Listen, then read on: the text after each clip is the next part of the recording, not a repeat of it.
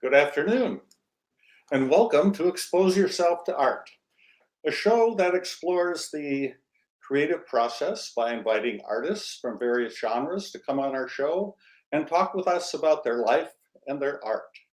My name is David Schrader, and with me, as always, is my co-host, Linda Scheller. Hi, Linda. Hi, David. How are you doing today? Very well. Yeah, it's a nice day out. Well, Beautiful. Finally, we have some sunshine. Yeah. And we have a great guest today, Heike Hambley. Can't wait to talk with her, but before we get there, let's take a look at what's going on in our community, arts-wise. So anyway, let's start here. April is Arts, Culture, and Creativity Month. Join Californians for the arts to advocate for the arts in your community. Write to your local representatives to tell them how important the arts are to our community, civic engagement, and well-being. Visit californiansforthearts.org to find out how to get involved. Do it. Streaming between April 12th through May 9th, The Enchanted Lake, El Lago Encantado, a bilingual play for children, produced by Lightbox Theater in Trolac. Whole classroom access for teachers is available. For information or a 24-hour ticket to stream, visit lightboxforyouth.org. So this is a milestone. So I'm very happy to see this happening. The State Theater will have a soft reopening on April 9th with a showing of Minari, an Oscar nominee for Best Picture. The film is about a Korean-American family that moves to an Arkansas farm in search of their own American dream. Tickets and information at thestate.org. We're finally opening up, getting some theater back in our lives. Yay.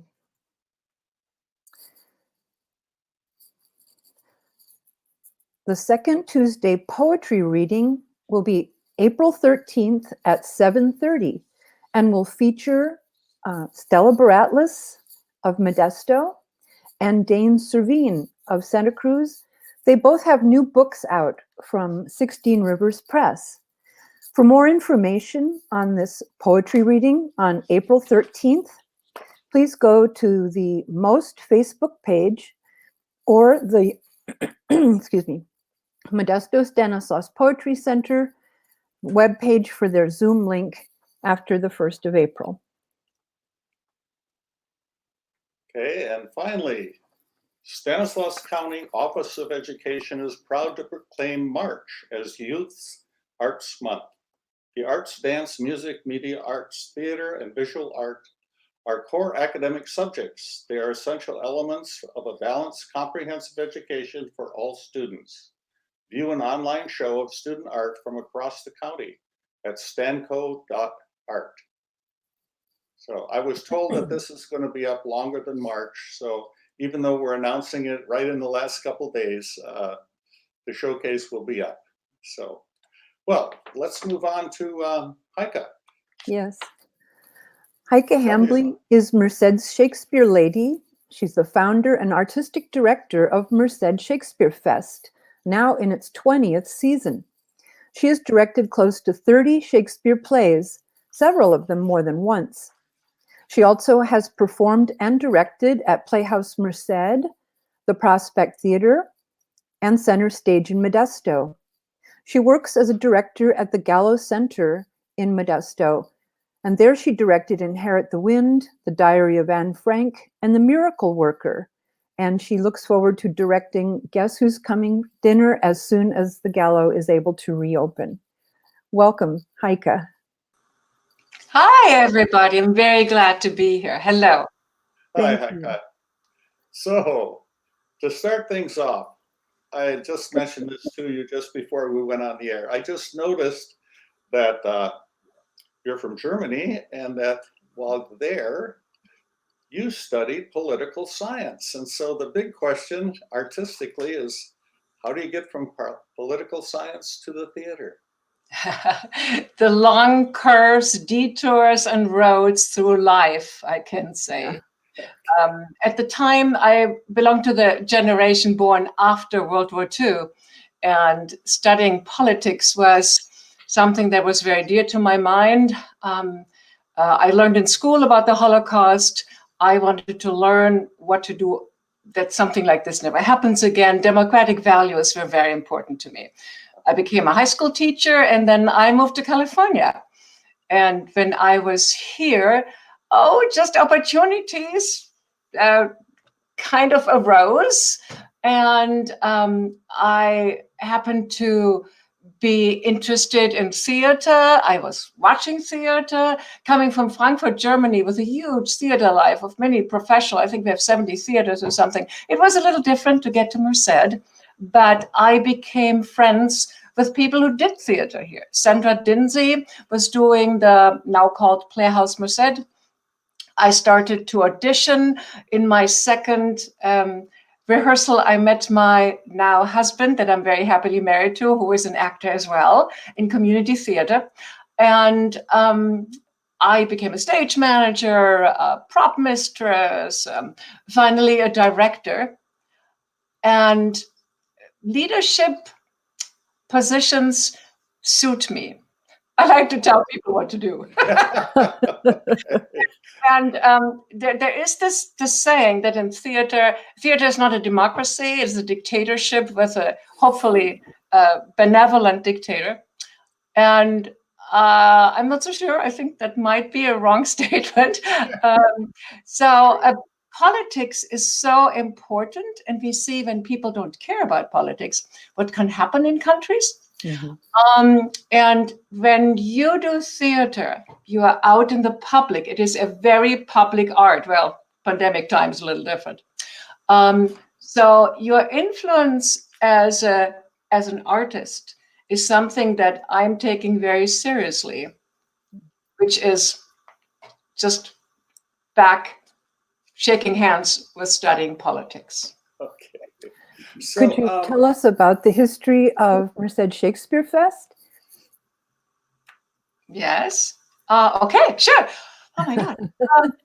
At the time, I was working 2002, and the years before, I was working at Playhouse Merced, which is now about 25 years old. I was stage manager there for many shows. I also was production manager for some time when we didn't have an artistic director.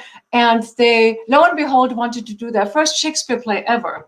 And I remember the artistic director told me, well, you almost don't have a budget. I don't think anybody will come, but yes, you can do one weekend of Shakespeare.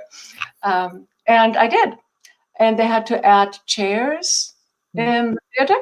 It was much ado about nothing. We had so much joy putting Shakespeare on that a couple months later, we decided, let's do it again. Yeah.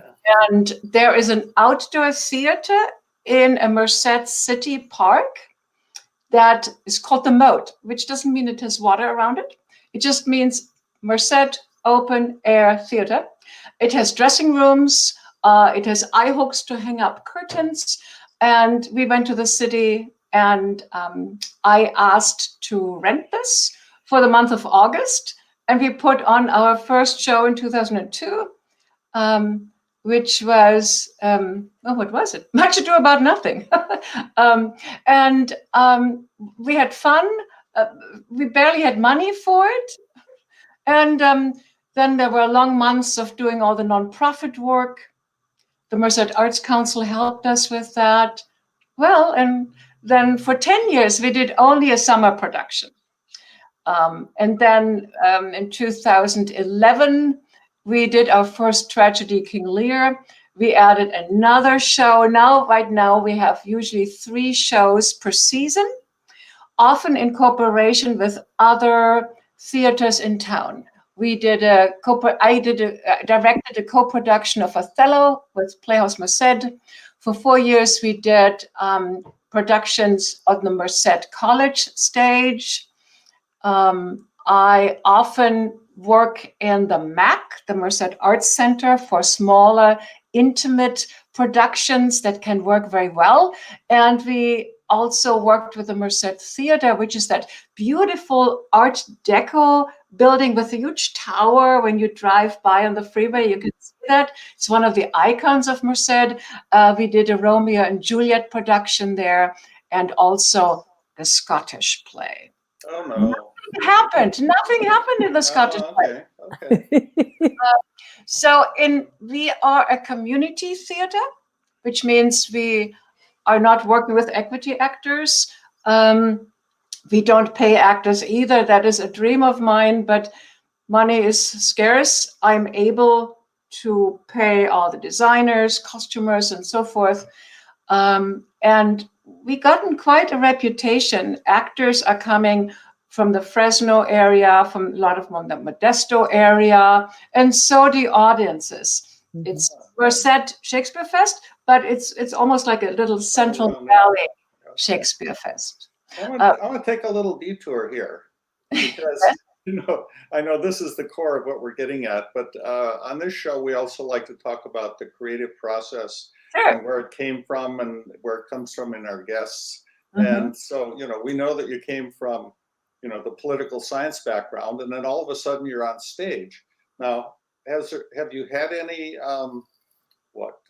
formal training in acting or the arts, or are you just a natural? You're just somebody who was.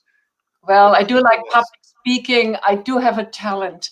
I mean, it's better to have a little bit of a talent, and then you get education. Then, right? Yes. I was looking around when I was getting more serious about theater, where would be the best theater classes? And so I went for 3 years, like 6 semesters, to ACT in San Francisco.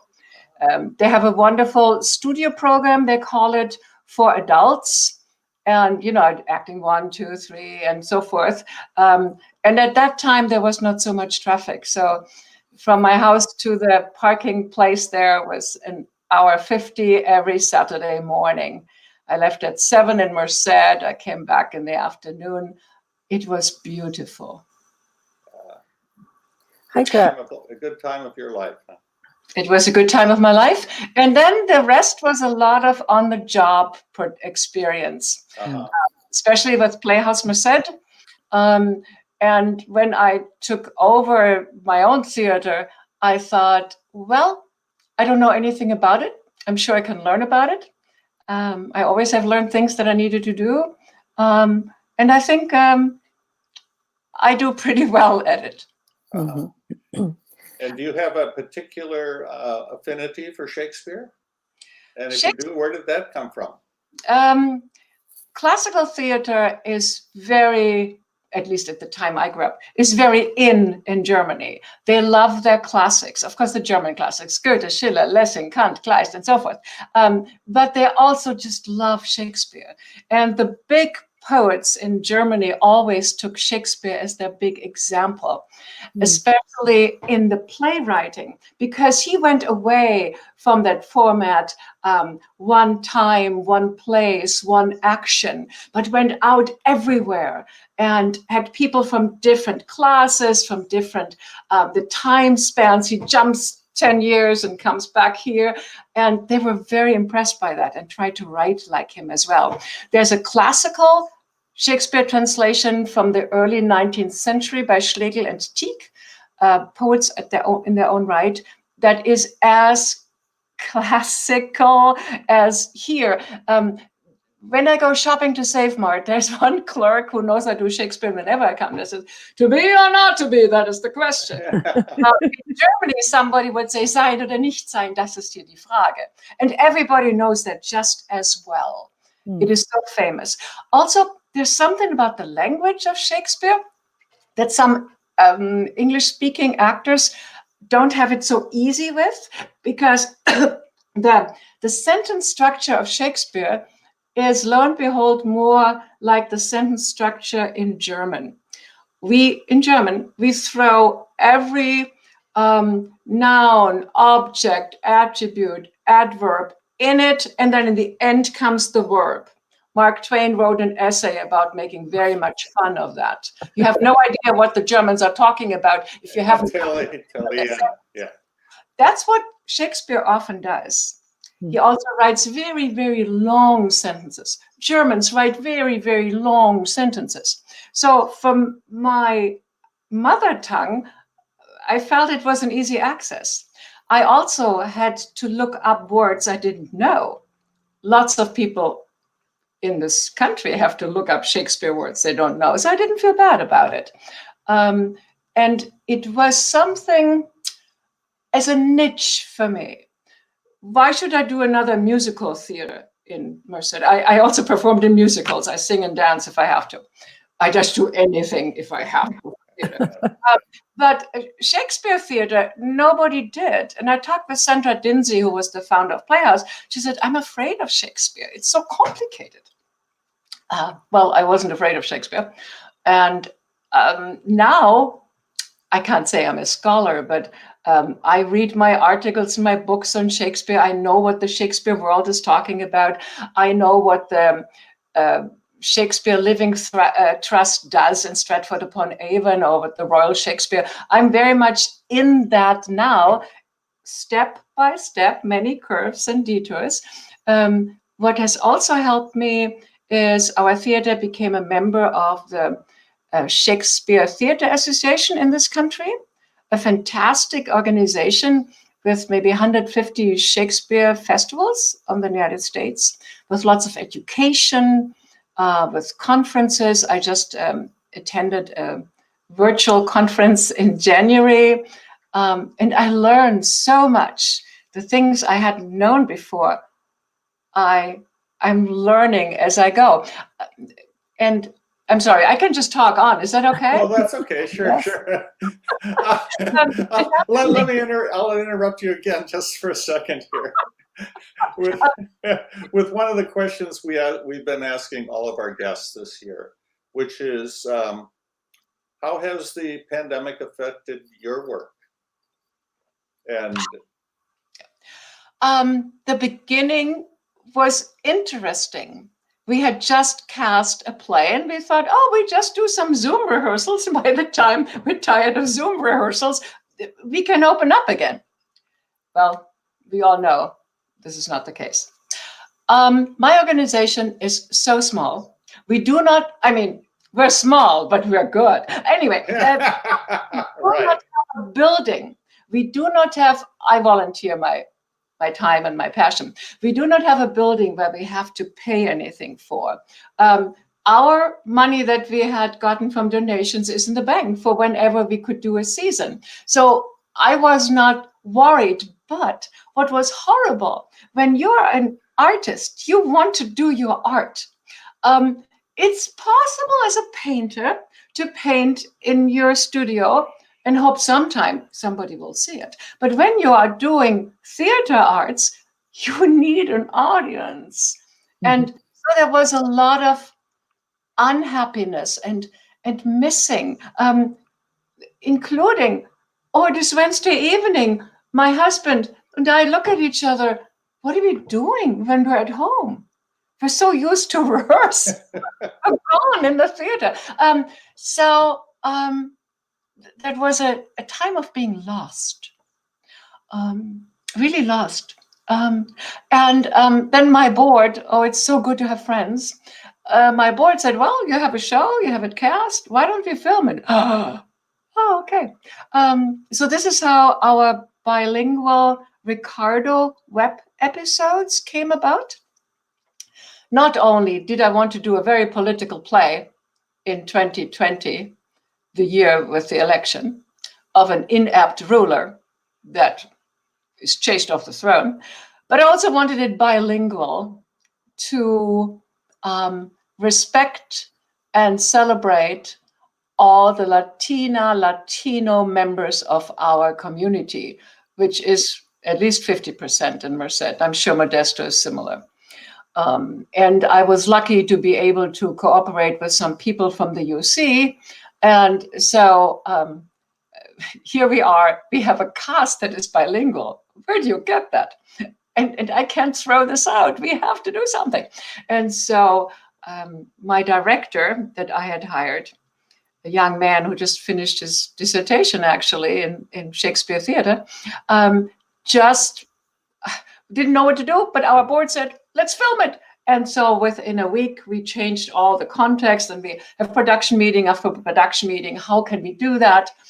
Going from a theater experience of a saloon in California where actors pick up props and costume pieces and play Ricardo or Richard II to a film outside. We have to film outside. And so that was so rewarding to work on something so outside our box. It was amazing. And now I'm an executive film producer as well. Aw. Yeah. There's no end to your talent. There's no end to it. It just goes on Well, and on. it's worked. So it was, yeah. No, I didn't say it. Do we have examples of this? Okay. Can you bring something? Is now the time? I'm not sure. You brought an example of this the film? First episode of Ricardo II. We have the first episode. It's a modern interpretation of Richard II bilingual, and doing it in film is actually handy because the subtitles, if they speak English, they're Spanish subtitles. If they speak Spanish, they're English subtitles. And so everybody can understand if they want to, if they wouldn't know that. And maybe, can I say something else about Sure, Sure. please. the development? I remember when I started out doing Shakespeare, I loved Ren fairs. I loved the costumes. I loved the these and the thous and the sword play. And as I got longer in the process, I looked at other times to play in, at different societies besides the Elizabethan society that at first had just kind of enchanted me. And now it's so different. I look at a play, what it can mean for us right now. It's almost like I became an adult through working in it. Does that make sense? Okay. Um, I think I follow. Sure. Okay. And I think that's the story of many Shakespeare festivals. By the way, Shakespeare festivals is a very American thing.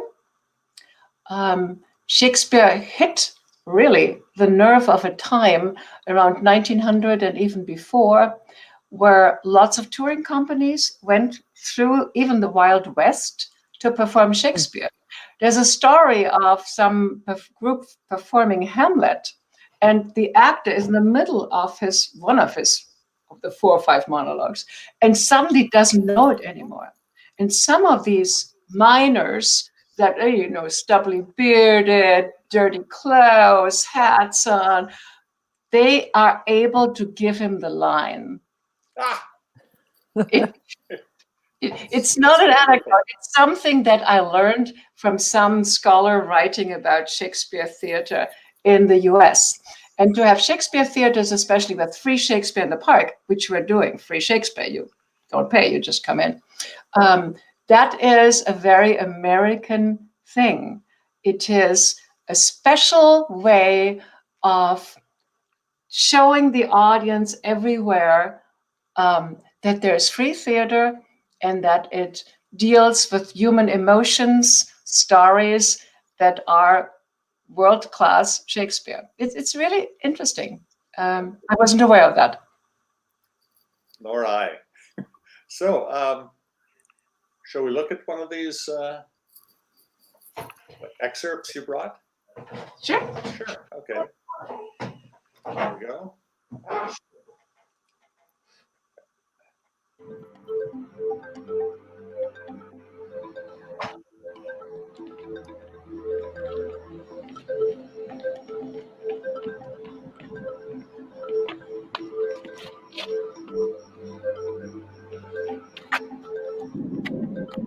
Well, lords, the Duke of Gloucester is dead.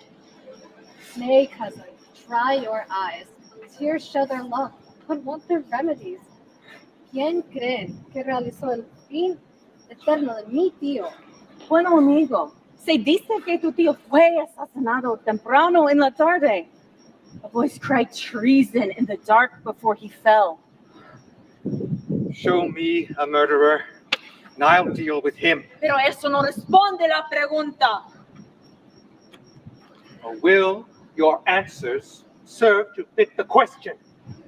I heard in this valley the very voice of Mercedes, no doubt echoing last night. Oh, I know what you are. Nay, 'tis true.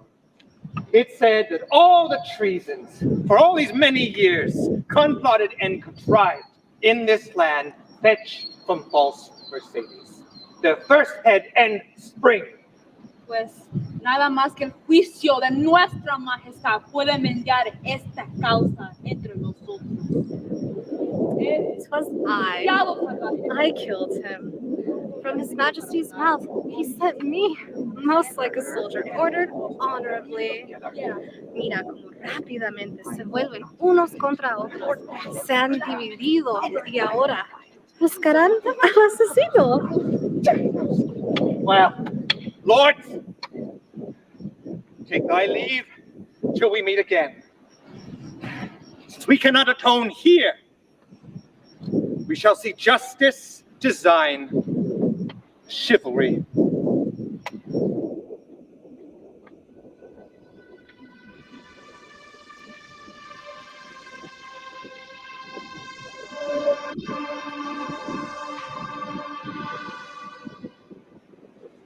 For this I shall have time enough to mourn. In poison there is physic. A scaly gauntlet now with joints of steel must glove this hand. Now bind my brows with iron, and let this world no longer be a stage to feed contention in the lingering act, but let one spirit reign in all bosoms. El cielo besa esta tierra. No permitas que la naturaleza mantenga restringida la tormenta. Y dejar que los hombres sean el sepulturero de los muertos.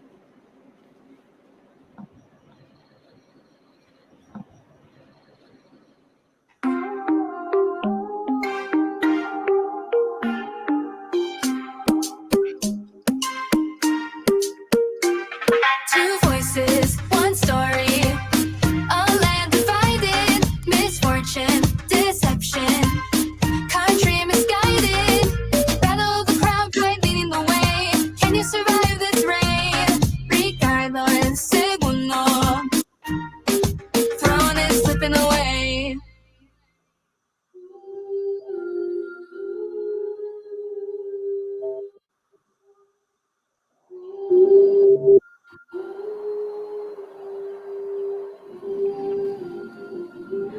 Old John of Gaunt, time-honored Lancaster, hast thou, acuerdo con tu promesa y juramento, brought hither Henry Hereford, thy bold son, here to make good the boisterous late appeal que no tuvimos ocasión de oír entonces contra el duque de Norfolk, Tomás Mercedes?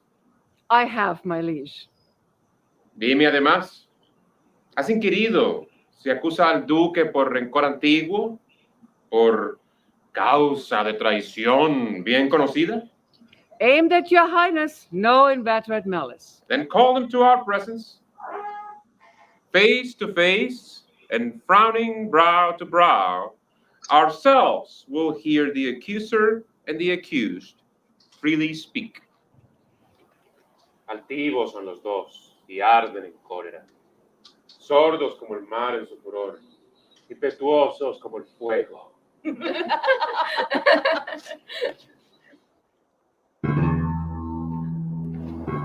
Many years and happy days befall my gracious sovereign, my most loving liege.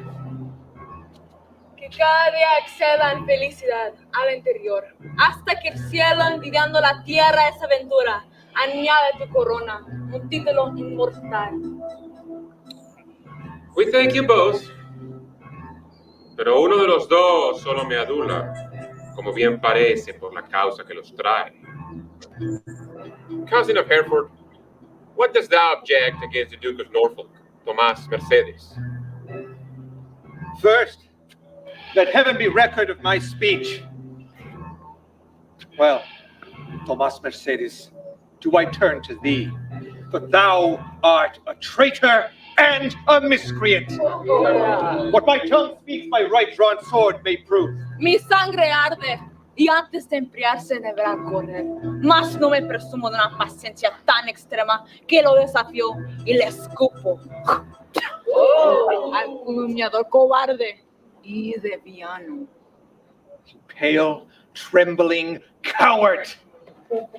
There. I throw my gage, and by this and all the rights of knighthood else will I make good against thee. Lo tomaré y por eso lo juro que con gentil golpe al hombro me armo, caballero, que te responderé por todo el medio leal y por las nobles normas de ley caballeresca.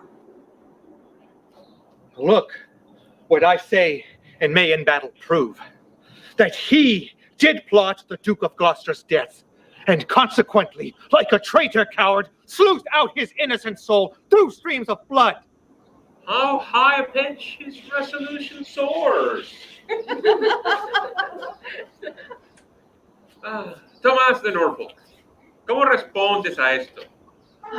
Que mi soberano mire hacia otro lado y ordena a sus oídos quedar sordos un instante, mientras le digo a este malvado que Dios y los hombres buenos detestan al mentiroso. Mercedes, imparciales son mis ojos y oídos.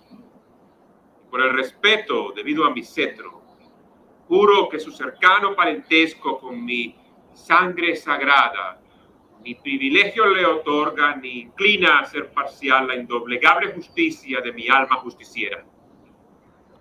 He is our subject, Mercedes, and so art thou. Free speech and fearless are to be allowed. Entonces, Bolingbroke, desde el fondo del corazón, por tu malvada garganta mientes. No fui yo el asesino, mas para mi desgracia, reconozco mi descuido a mi deber jurado. Por su alteza designe el día juicio, lo cual sustenaré con mi persona, y también por parte lanzaré mi prenda sobre el pie de este arrogante traidor. Hombres encendidos por rabia, sean gobernados por mí. Forget, forgive, conclude and be agreed. Our doctors say this is no month to bleed. Good uncle, let it end where it began. Will come the Duke of Norfolk, you, your son. Throw down, my son, the Duke of Norfolk's gage. Y Norfolk, tira su guante. When, Harry, when? Obedience bids I should not do again. Tomás, tíralo, te pido. Mi temible soberano, me arrojo a su pie. De mi vida puedes disponer, mas de mi honra no. He sido difamado, acusado, humillado en público, traspasado hasta el alma por un dado envenenado de calumniador. Lo cual, lo único que me puede remediar de este dolor es el sangre del corazón que exhaló ese veneno. La rabia debe ser resistida. Dame su guante. Los leones doman los leopardos. Sí, pero no cambia sus manchas. Tomo mi pena y renuncio a mi guante. Mi querido señor, mi honra es mi vida. Nacen los dos del mismo tallo. Quítame el honor y pierda la vida. Así, amado soberano, deja que ponga mi honor a prueba. Por ello vivo y por ello moriría. Cousin, throw up your gage. Do you begin? God, defend my soul from this deep sin. How shall I seem crestfallen in my father's sight? We were not born to sue, but to command. Which, since we cannot do to make you friends, be ready as your life shall answer it. At Coventry, upon St. Lambert's Day, there shall your swords and lances arbitrate the swelling difference of your settled hate.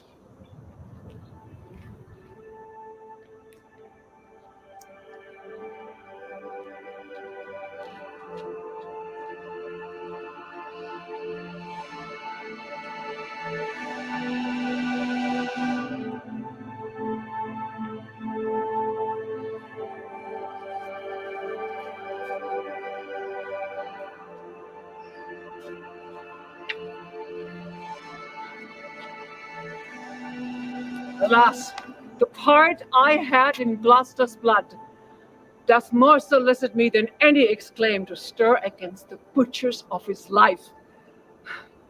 But since correction lies in those hands that made the fault that we cannot correct, give we our quarrel to the will of heaven, who, when the hours are ripe on earth, will rain hot vengeance on the offenders' heads.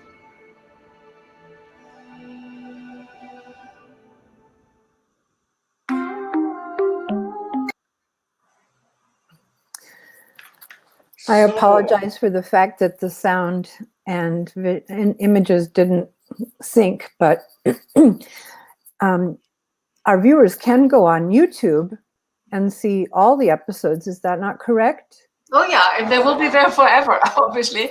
Yes, you just go on YouTube, type in Merced Shakespearefest, and all 12 episodes are there. And I've seen a Zoom presentation of the first episode when we had a production meeting, and I thought, oh my God, that's really horrible quality. But this is not made so well to do that. The quality, the sound quality is so much better. And of course, they're lined up. Yeah, I apologize. Yeah. Oh, no, not at all. And you're working on another bilingual production currently, aren't you? That's correct. We just cast Don Quixote. This is our first non-Shakespeare production. We wanted to continue something of that bilingual feel. I didn't want it to be a fly-by-night, okay, we do it 1 year and then we forget about it. We wanted to do one more thing and hope that we can really establish more connections with the Latino population. We have, of course, many auditioning for it, and it's going to be, again, half Spanish, half English, or maybe it's 60-40, we don't know yet. Yes, it's a little bit shorter. It's going to be maybe an hour long, like 5 or 6 episodes only. And I wasn't aware of that. Miguel Cervantes is a contemporary of Shakespeare. He died 1 day before Shakespeare died. He died on the 22nd of April, 1616. And he's an icon in the Spanish language, just like Shakespeare is an icon in the English language. So what's it like for the actors in this setup? You know, where you do the bilingual, is that, any of them have difficulty, or how do you handle that?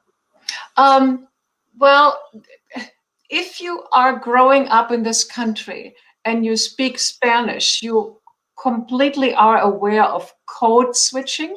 They do it all the time because society is like that. So the people that have learned Spanish from childhood on have absolutely no problem with it. Right. For us others, monolingual people, that said, oh, okay, but I thought it would be difficult. I thought it would be sort of mind-boggling, and we couldn't really wrap ourselves around it. But everybody has a script of both languages, so you know what is happening. And I remember having said to a Spanish-speaking cast member, can you just tell me those last 3-4 words again so that I know when to come in, because an actor needs to know their cue. I think we got used to it much faster than I thought we would. And then we had English speakers that had some semesters of Spanish. Then we had English speakers who knew a little bit of Spanish and they were tutored. We have some very good Spanish-speaking actors. The young woman who played Tomás Mowbray, I think it's in the English version, Tomás Mercedes, she's from Modesto, Cynthia Robles. She is great and very emotional. She can speak Spanish. You almost understand what she is saying. So that's the actors. What about the audience? Have you heard any feedback from the audience about? Yeah, that's actually interesting. A lot of people who this first episode was watched over 1,000 times. you see the numbers, on YouTube, kind of, oh, this is nice. It's 100, 200, whatever. A lot of people who have seen Shakespeare with me really liked it. This is exciting. It is new. It has a very modern feel. And of course, it's the documentary almost. You probably saw the social distancing, the mask that we come on with, then take down when we speak, and things like that. I'm not sure what somebody thinks that is not familiar with watching theater. The most success this Ricardo series has had in the academic world. Lots of theater professors use it to show Richard II, not even in English only, but in a bilingual aspect. And there are, I don't know exactly now, so don't quote me on that. There is some professor in Canada who uses that to teach Richard II to a student. We got an interview from a professor in Warwick, the UK, at the university there, who wants to write a book, lockdown, and they will write an article, one chapter about Ricardo. So it's interesting. It's more like scholars and professors are latching onto it. That's why we hope when we get into a more Spanish story, like Don Quixote, maybe we can reach out more. That is my goal, besides to make good theater. Right. Yeah, it's interesting, to follow it. It takes a while for me, monolingual, apologize, but it took a while to kind of get my head going back and forth and watching what's going on. Yeah. Yeah. Oh, I understand that, definitely. Maybe it would be worthwhile to see it on YouTube with a better sound quality. Now, sound quality is always the worst thing about making a movie, as we don't have the money, and the lockdown situation at the time didn't call for it to film inside. So we had to film outside. We met at 6 o'clock in the morning when the light is up, but not so much traffic is around when you film outside. It was interesting. These were strange days. How did you handle the translations and the decisions when there would be English and when the lines would be spoken in Spanish? I will give this compliment over to my language specialist.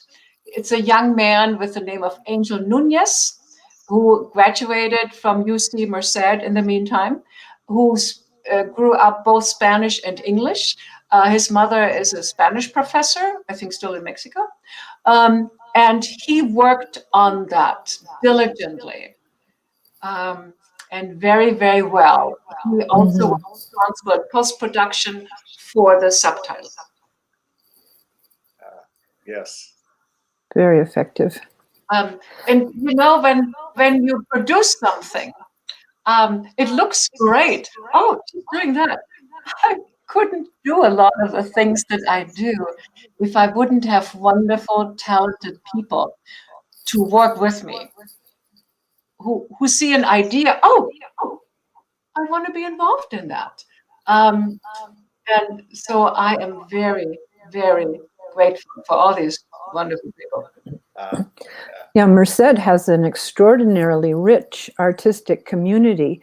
To what extent do you work together and meet and exchange ideas? How does that play into it?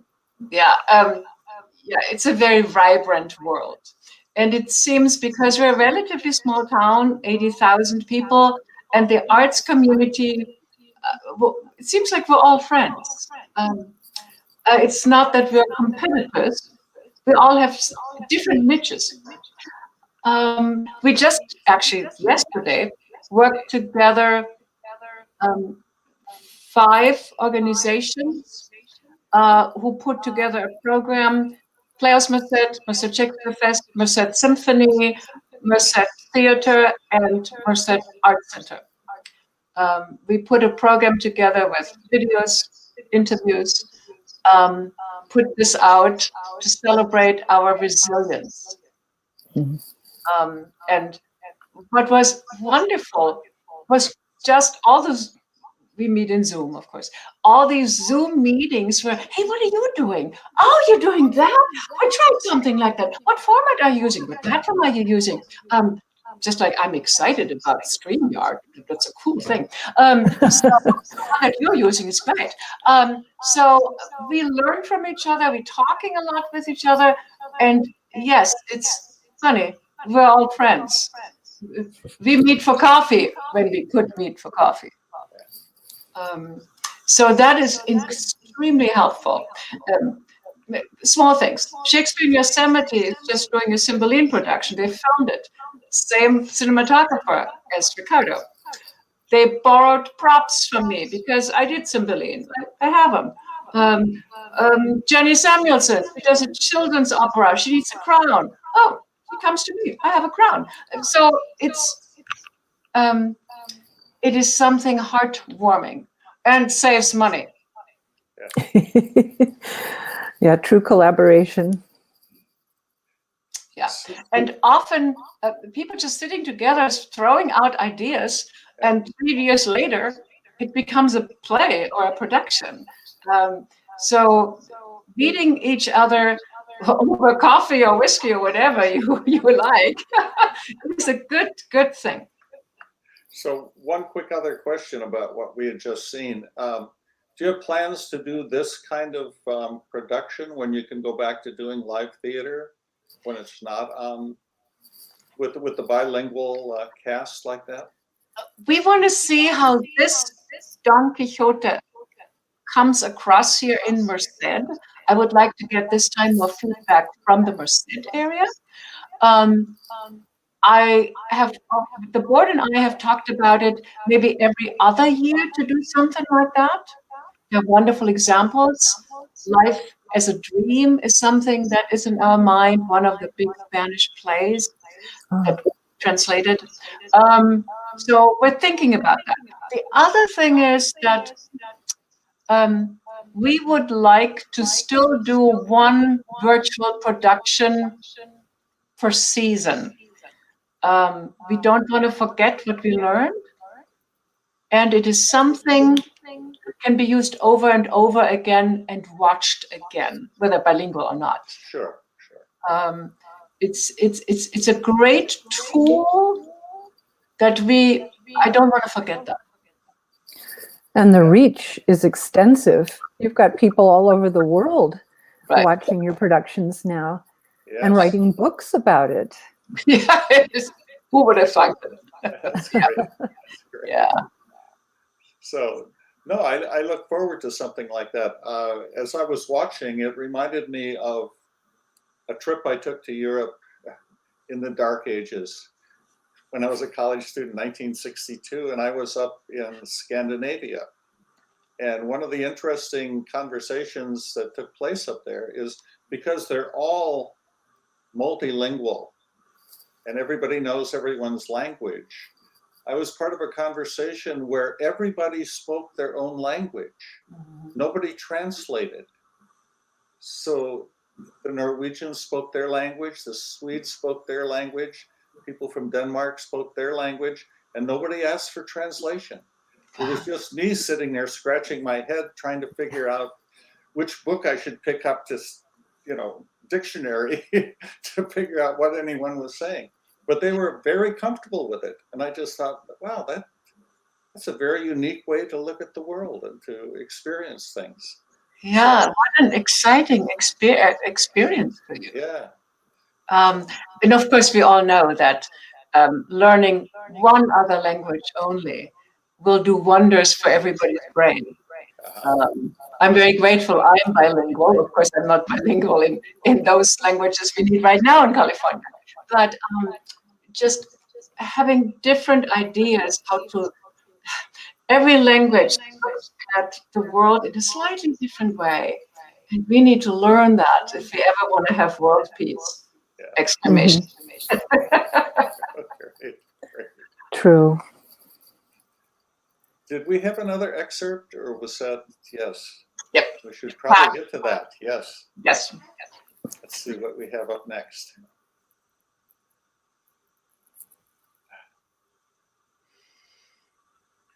I think we do. There we go. My name is Greg Relis, and I am performing Shylock's epic speech in The Merchant of Venice. I would say my favorite Shakespearean line is at the end: "The villainy you teach me, I will execute. It shall go hard, but I will better the instruction." It's a dark, it's a dark line, but it has such force. It has such focus. You know, it doesn't really insinuate violence. It's just a warning. It's almost like an expression of, I'm going to do what I have to do.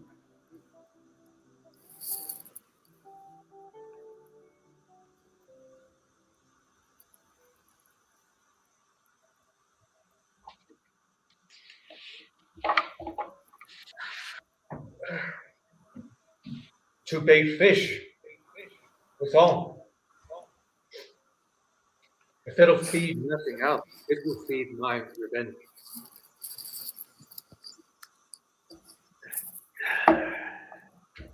He has disgraced me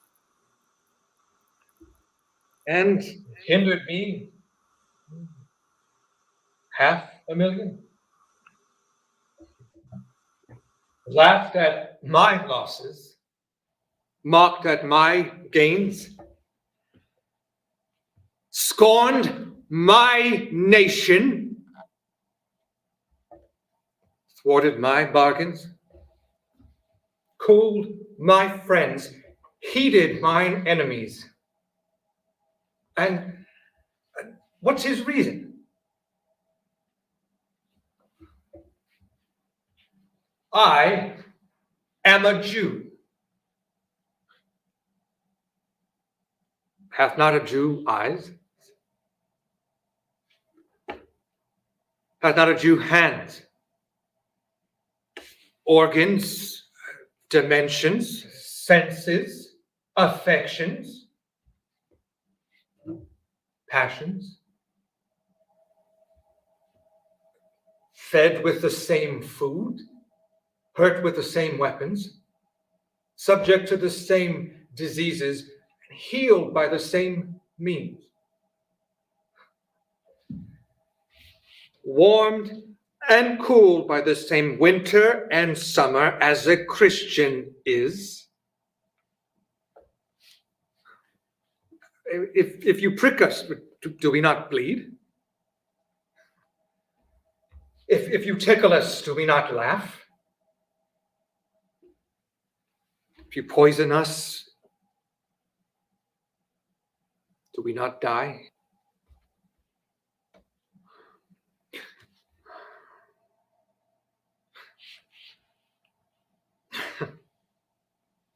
If you wrong us, shall we not revenge? If we are like you in the rest, we shall resemble you in that.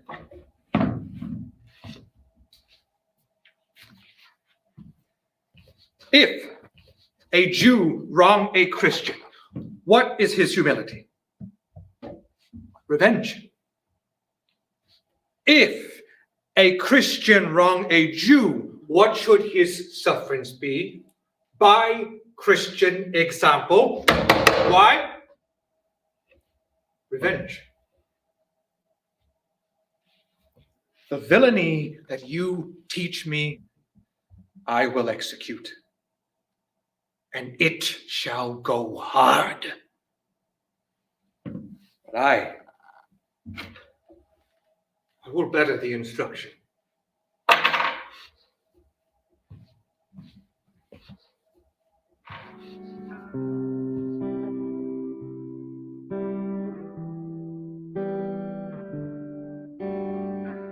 Oh, you're gonna make me cry again.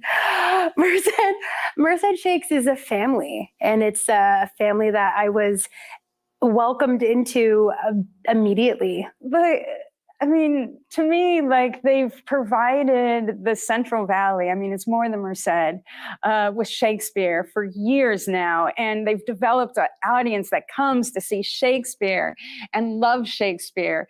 And to me, that is huge. That takes a lot of people with a lot of heart and a lot of passion. And I feel like Merced and the Central Valley as a whole is made better because of it. To me, it has to be accessible to the normal, regular people, the everyday folks, the people who don't know anything about Shakespeare. That's the person that you want to have in your performance. The person who thinks Shakespeare has nothing to do with them, nothing to say to them. That's the person who needs Shakespeare the most. And so the fact that we do this thing, that we do it for the people, that we do it in the park, anybody, people could be, maybe they were going for a run or whatever, and they see all these weirdos in costumes. So I'm going to stop there and say, what's going on? And then they catch, whatever, the Merry Wives of Windsor. And then they learn something. Oh, this is so great. I'm going to come back. Right? And so that's what I like about Merced Shakes, is this giving it to the community, and no strings attached. Like, here it is. Here's some Shakespeare for you. Do whatever you want, but here it is. Merced Shakes means family. It means openness. I have made amazing friends here, lifelong friends, and on top of that, I have learned and performed some of the best pieces of the world's drama. But yeah, it represents community, and it represents the vitality and immortality that is dramatic art. On a very personal level, it means a connection to my wife, because, she's the founding artistic director. And so it's a place where we play together. Well, that's a hard one. It's like my whole life. I've done plays with my son. I've done plays with my friends and loved ones. So I don't know what else to say about that. There's so many friendships and family and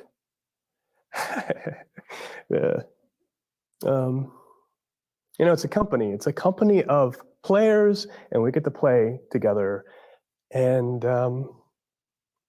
it's nice to be welcomed into that fold. It's been a place to connect with other people. It's been a safe ground. It's been a home.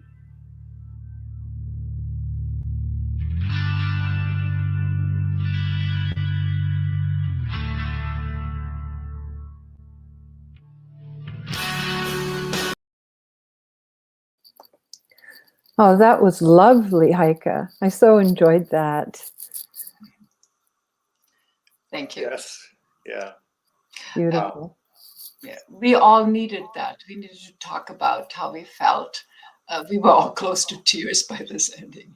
It seems like it. Yeah, it also shows how politics and theater belong together. That is a monologue that's very dear to me.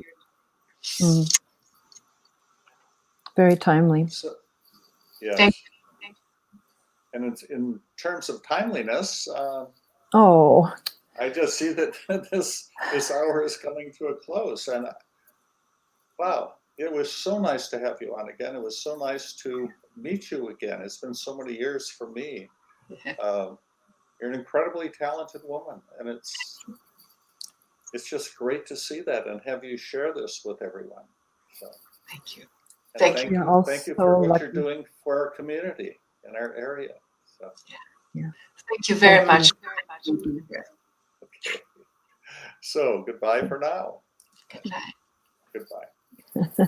See you next